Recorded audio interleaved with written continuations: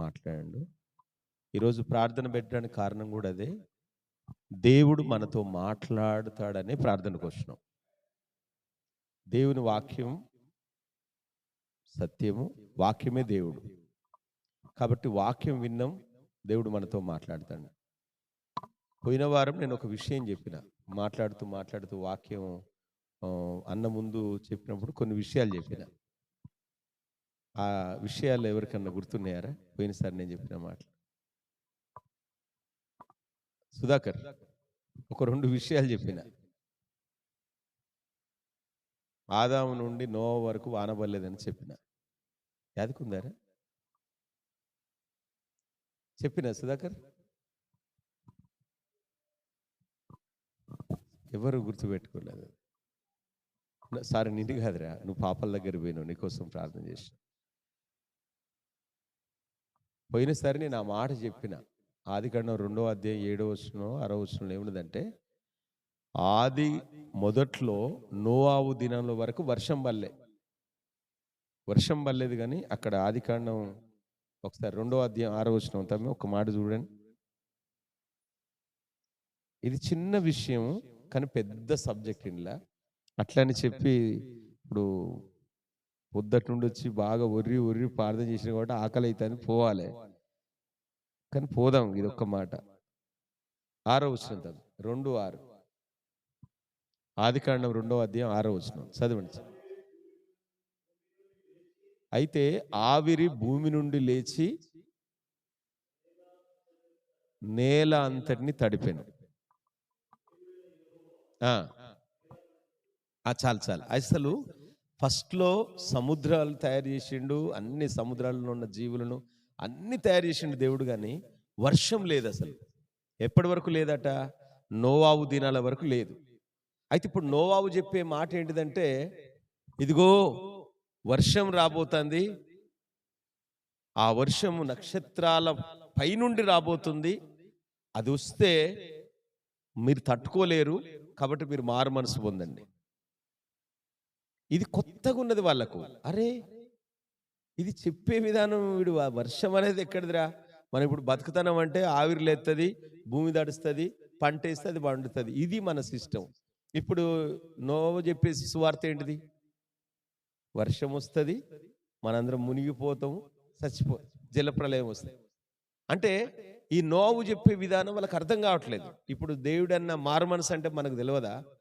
మనకు అన్నీ తెలుసు, కానీ మనం మారలేని స్థితిలోకి వెళ్ళిపోయినాం. స్పష్టంగా సూటిగా దేవుడు మాట్లాడతాడు. అవకాశం, మళ్ళొక అవకాశం. రెండోది, ప్రకటన గ్రంథం 21వ అధ్యాయంలో దేవుడు అసలు దీని గురించి బ్రీఫ్గా మీకు అర్థమయ్యేది చెప్తా. సుధాకర్, ఏమైనా అర్జెంట్ పని ఉందా? 2 విషయాలు చెప్తా. భూమి 71% ఉందట. సముద్రము 71% ఉందట భూమి మీద. భూమి ఎంత ఉందంటే 29.2% ఉందట. ఏంటిది? భూమి అంటే కొద్దిగానే ఉంది భూమి. 79% నీళ్లున్నాయి, సముద్రం ఉంది మొత్తం. అయితే ఈ 70% ఈ భూమి, ఈ ప్రకటన గ్రంథం 21వ అధ్యాయంలో ఏమని రాయబడిందంటే, సముద్రము లేకుండా అయిపోద్దట. దేవుడికి స్తోత్రం. ఎప్పుడు లేకుండా అయింది? పేతురుపత్రికలో తీవ్రమైన వేండ్రముతో దహించబడుద్ది కదా, ఈ భూమి కాల్చబడుతుంది కదా, అప్పుడు సముద్రం అంతా ఆవిరైపోతుంది. ఆ పరలోకము భూమి మీదకి దిగొస్తుందట. దేవునికి స్తోత్రం చెప్దాం. భూమి మీదకి దిగొస్తుందట. అప్పుడు భూమి మొదట్లో ఏదేను వనం వల్ల సస్యశ్యామలమైపోద్దట.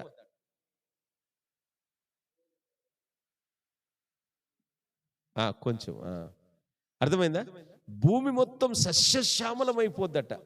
విస్తారమైన ఫలవృక్షాలతో ఈ భూమి మీద మనం, ఆ పరలోకమే భూమి మీదకి వచ్చిన తర్వాత దేవుడు మన మధ్యలో ఉండి మనతో ఉంటాడు. చప్పట్లు కొడదాం, దేవుడికి స్తోత్రం.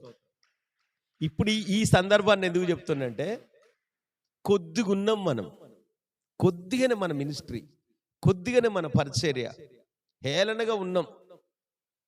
కానీ దేవుని చిత్తం ఏంటో తెలుసా? బెత్లెహేము గురించి రాయబడిన మాట,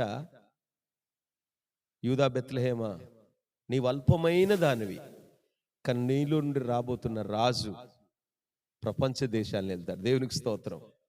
ఈ రోజున మనం చేసే పరిచర్య చిన్నదే అనుకుంటున్నాం. అసలు మనం ఎక్కడ గొరలేము, లెక్కలేము కూడా.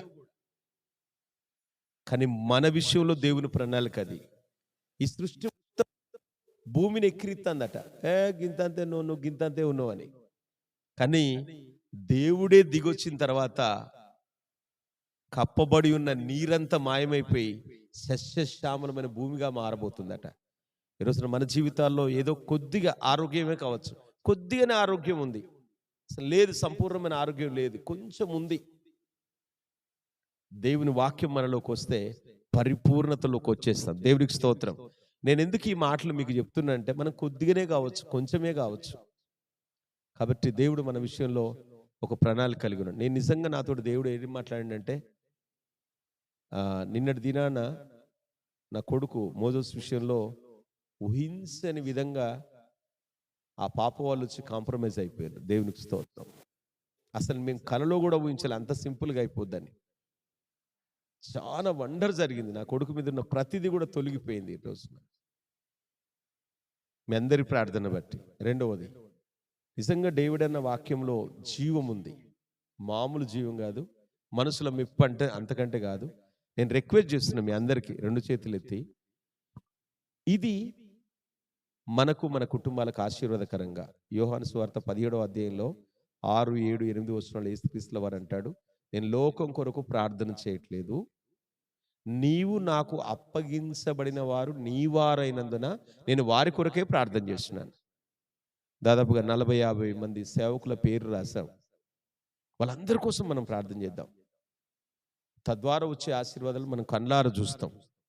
మనం తప్పకుండా మన పొరుగు వారి కోసం, దైవజనుల కోసం, వాళ్ళ సంఘాల అభివృద్ధి కోసం, వారికి ఉన్న ఆర్థిక ఇబ్బందుల కోసం మనం ప్రార్థన చేయాలి. రెండవది, సేవకుడు సేవకురాలు తప్పకుండా రోజు ఒక 2 కిలోమీటర్లను నడవాలి. ఇప్పుడు మీరు అనుకుంటారు నడతలేము, మాకేం కావట్లేదు. తర్వాత హాస్పిటల్లే బంద్ చేయరండి. ఇది హాస్పిటల్ అంటే ఏంటి తెలుసా? రెస్ట్ ఉండే ప్లేస్.